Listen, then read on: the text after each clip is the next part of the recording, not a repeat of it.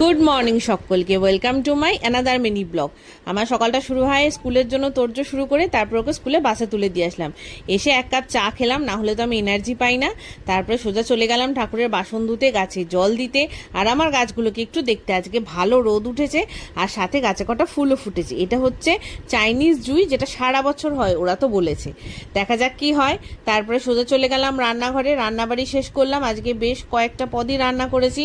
ভাত করেছি, তারপর মুসুর ডাল করেছি টমেটো দিয়ে, তারপরে করেছি কাতলা মাছের কালিয়া ওই আদা জিরে বাটা দিয়ে, তারপরে করেছিলাম ইলিশ মাছ কচুর শাক দিয়ে, আর ডালের সাথে খাওয়ার জন্য ভাজা করেছি বেগুন আর বরবটি আলু। তারপরে কাজ সেরে স্নান টান করে দিলাম পুজো সেরে গেলাম ওকে স্কুল থেকে আনতে। আমি পুরোটা যাই না, ওই স্কুল বাস থেকে আনতে যাই।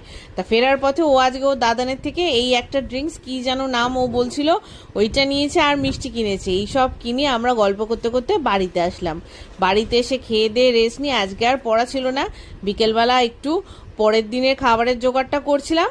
আর এই যে ধোকাটা আছে, এই ধোকাটা আমি প্রথমবার ট্রাই করছি, দেখা যাক কিরকম হয়। এটাকেই ভিজিয়ে রাখবো, করে পরে কালকে রান্না করব। আর তারপর সন্ধ্যেবেলা খেয়ে নিয়েছিলাম চাউমিন।